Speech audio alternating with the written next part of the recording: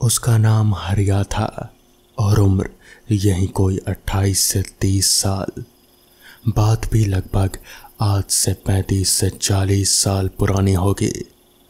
हरिया कबाड़ी का काम करता था और उसके परिवार में वो, उसकी बीवी लता और उसके 2 बच्चे थे। दुकान तो उसकी झोला ही थी, मतलब दुकान नहीं थी उसकी, सिर्फ एक साइकिल थी जिस पर वो कबाड़ी का सामान लाते रहता था। वो तो बस इस गांव से उस गांव जाकर पुराना सामान खरीदता था और उस सामान को शहर जाकर बेच देता था, जिससे उसे कुछ पैसे मिल जाते थे और उसकी आजीविका चलती थी। वो समय ऐसा था कि जब ना तो बिजली की व्यवस्था थी और ना ही पक्के रास्तों की। इंसानों के द्वारा बनाई गई पगडंडियों से ही लोग आना जाना किया करते थे। हरिया भी उन्हीं रास्तों का इस्तेमाल करता था एक जगह से दूसरी जगह जाने में। ऐसे ही एक दिन की बात है जब सुबह सुबह ही हरिया दूसरे गांव से भंगार का सामान लेने के लिए निकल गया। आज उसका दिन अच्छा था और उसको बहुत सारा कबाड़ी का सामान मिला, तो उसने सोचा कि चलो 1-2 गांव और घूम आए तो थोड़ा और सामान मिल जाएगा। यही सोचकर वो दूसरे गांव चला गया। उसको वहाँ भी खूब सारा कबाड़े का सामान मिला और ऐसा करते करते उसे शाम हो गई। वो अब सोचने लगा, अरे यार, वक्त का तो पता ही नहीं चला। मुझे घर पहुंचने में पक्का रात होने वाली है। अगर मैं यहाँ रुक जाता हूँ तो घर पर सब लोग चिंता करेंगे। मुझे निकलना चाहिए जल्द से जल्द। और ये सोचकर वो अपने घर की ओर निकल गया। वैसे वो अपने गांव से काफ़ी दूर आ गया था और तकरीबन 3-4 घंटे लगने वाले थे उसे अपने गांव पहुंचने में। हे भगवान, आज काम के चक्कर में बहुत देर हो गया। घर पर लता और बच्चे मेरी राह देख रहे होंगे। उसके घर का रास्ता वैसे तो बहुत लंबा था, पर अगर वो जंगल वाले रास्ते से जाए तो शायद जल्दी पहुंच जाएगा। यही सोचकर वो जंगल वाले रास्ते की ओर चला गया। रात के कुछ 10 बज रहे होंगे। उस जंगल से थोड़ी दूरी पर लालटेन और आग की रोशनियां दिखाई दे रहे थे, तो उसे थोड़ा सुकून मिल रहा था। पर आगे जाने के बाद उसे वो रोशनियां आना भी बंद हो गईं। अब हरिया धीरे धीरे आगे बढ़ रहा था, पर उसके सामान की वजह से वो थोड़ा थक रहा था, तो इसीलिए वो कहीं ना कहीं आराम करता और फिर चलने लगता। धीरे धीरे चलते चलते उसे उस जंगल में अजीब सी आवाज़ आने लगी और उसको महसूस हो रहा था कि कोई तो है उस जंगल में उसके अलावा जो इस तरह की आवाज़ें कर रहा था। उसको एक गंदी सी बदबू भी आने लगे थे, तो उसने सोचा कि शायद ये बदबू खराब पानी की होगी जो यहाँ जमा हुआ होगा, और ये अजीब सी आवाज़ शायद इन सामानों से ही आ रही होगी। थोड़ा आगे जाने पर उसने फिर से महसूस किया कि पेड़ों पर कोई तो है, शायद कोई पक्षी हो। पर फिर उसने देखा कि वो जो कोई भी था वो एक पेड़ से कूदकर दूसरे पेड़ पर जा रहा था, और थोड़ी सी चांद की रोशनी में उसने देखा कि वो बड़े बालों वाली एक बूढ़ी औरत थी जो इधर से उधर कूद रहे थे। ये देखकर हरिया डर गया, क्योंकि किसी भी बूढ़ी औरत को ऐसे एक पेड़ से दूसरे पेड़ पर कूदना बिल्कुल भी आम बात नहीं थी। हो ना हो कुछ तो गड़बड़ है। ये सोचकर हरिया के पसीने छूटने लगे, पर हरिया ने अपने डर पर काबू पाया और उसने सोचा, तेज तेज गाड़ी चलाता हूँ और जल्दी से यहाँ से निकल लेता हूँ। हरिया तेजी से अपनी साइकिल चलाने लगा और बस इसी इंतज़ार में था कि कब घर पहुँचे और इस टायन से उसे छुटकारा मिले। अब उसे वो टायन दिखाई नहीं दे रहे थे और ना ही किसी पेड़ के हिलने की आवाज आ रहे थे। उसे लगा कि शायद वो सब उसका भ्रम होगा, पर वो काफी थक गया था। तो उसे ऐसा एहसास होने लगा कि अब उसे आराम कर लेना चाहिए। उसने एक बात पर गौर किया कि उसकी साइकिल पर भार कुछ ज्यादा ही महसूस हो रहा था। अजीब बात थी, ऐसा कैसे हो सकता था? मतलब शायद वो थका हुआ था, इसीलिए ऐसा लग रहा था। तो उसने थोड़ा रुक गया और फिर उसने आराम करने की सोची। वो आराम कर ही रहा था कि तभी अपने पीछे उसे किसी की सांसों की आवाज महसूस हुई। ऐसा लग रहा था जैसे वहां उसके अलावा कोई और भी हो। वो पसीने से तरबतर हो गया और फिर पीछे मुड़कर देखा, मगर वहां कोई नहीं था। वो काफी थक गया था और उसे हल्का होने की जरूरत भी महसूस हो रहे थे।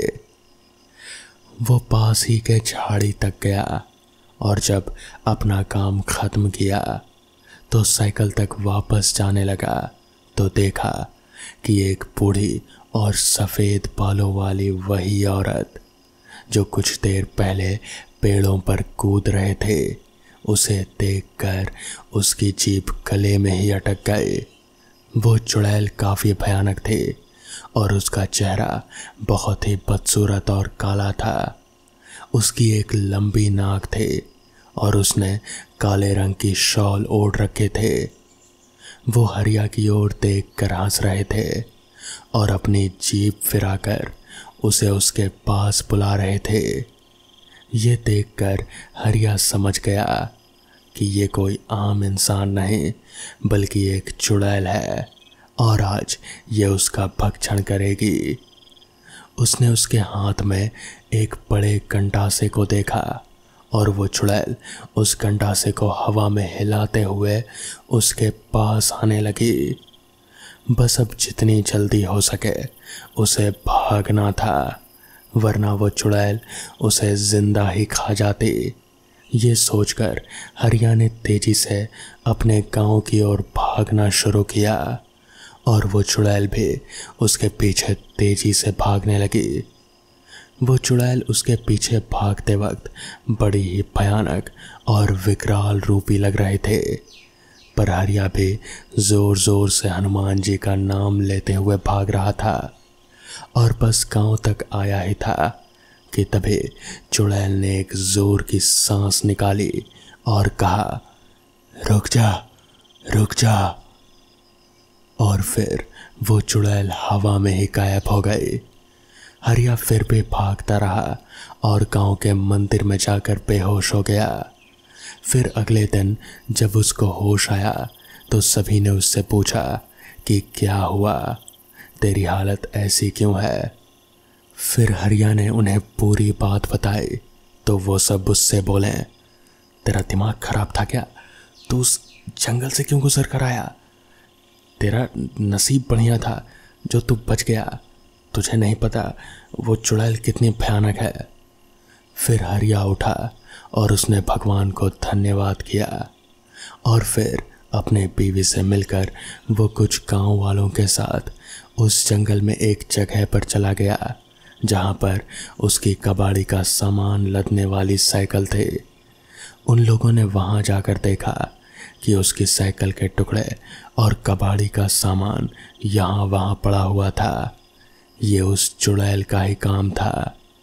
हरिया उस दिन बच गया और फिर उसने गांठ बांध ली कि अब वो कभी भी उस जंगल से नहीं आएगा। तो दोस्तों, ये थी आज की पहली कहानी। तो चलिए बढ़ते हैं आज की दूसरी कहानी की ओर।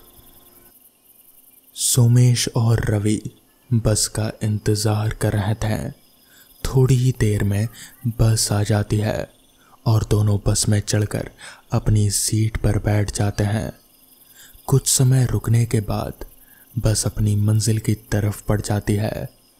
सुबह के 11 बज रहे थे और दोनों मन में थोड़ा डर और उत्साह लिए सुबह होने का इंतज़ार कर रहे थे। दोनों वुशु खेल के चयन की परीक्षा के लिए जा रहे थे। सोमेश वुशु खेल की किताब खोलकर पढ़ने लग जाता है। रवि भी अपनी डायरी निकालकर कुछ पढ़ने लगता है। शाम की दस्तक के साथ ही वो देखते हैं कि थोड़ी ही दूर है वो अब अपनी मंजिल से। करीब आधे ही घंटे में दोनों भवानीपुर गांव की सीमा पर होते हैं। लेकिन ड्राइवर जब बस नहीं रोकता है तो रवि कंडक्टर से बस रोकने को बोलता है। क्या यहाँ रुकना है? बाथरूम जाना है क्या? कंडक्टर ने पूछा।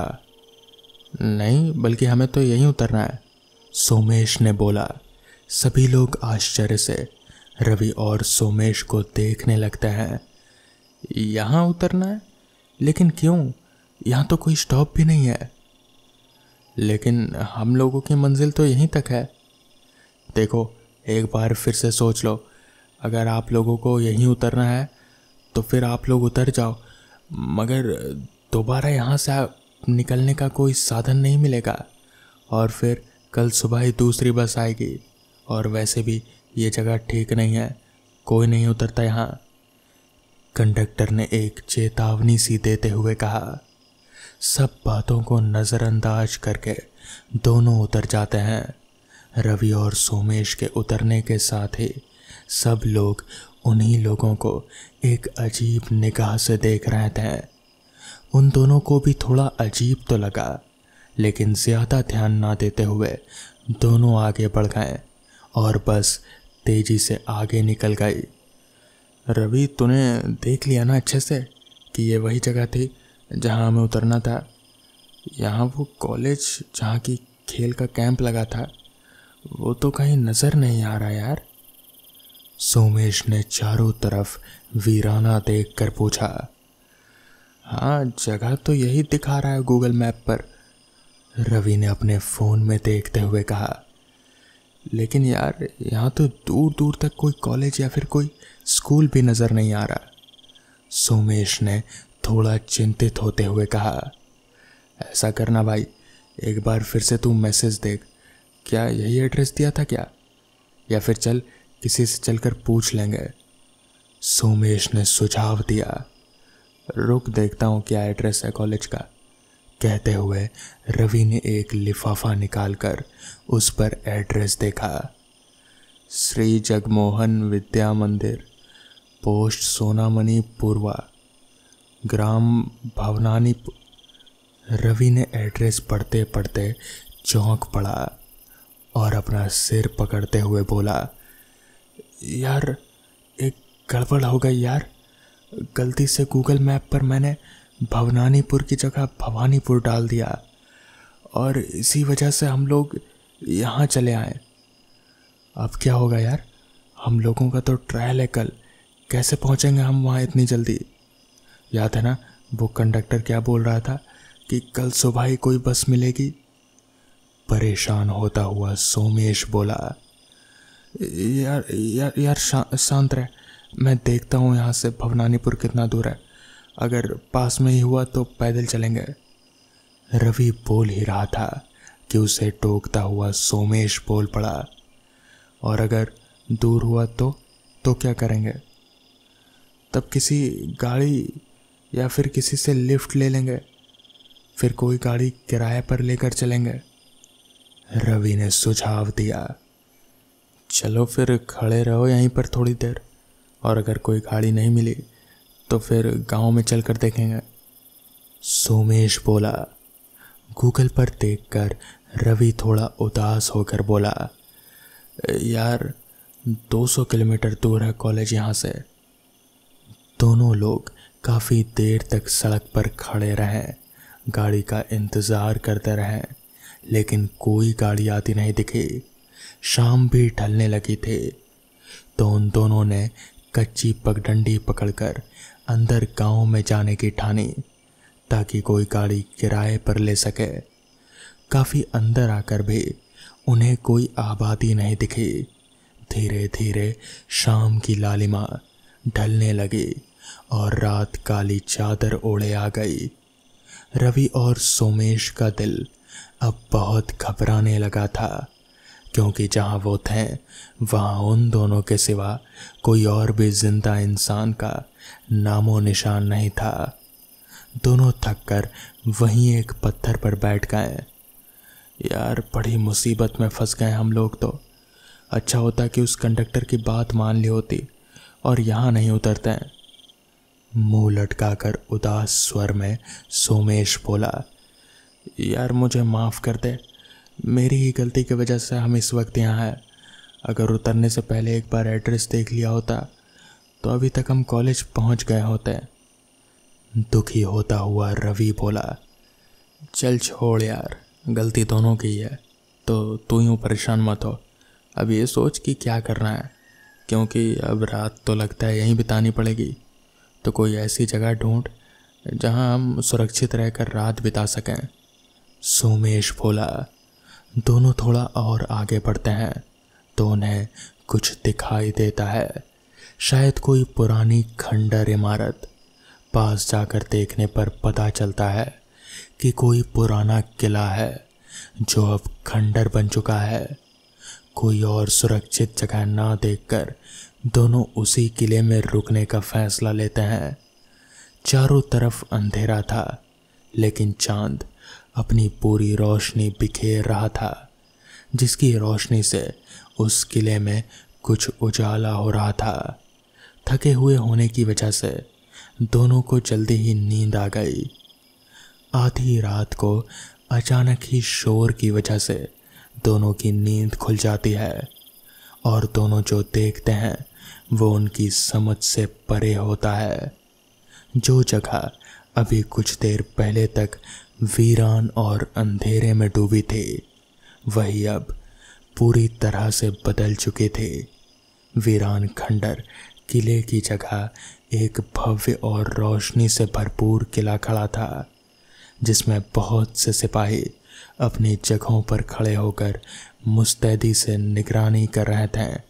सेविकाएं इधर उधर घूम रही थी। पूरे किले में चहल पहल थी।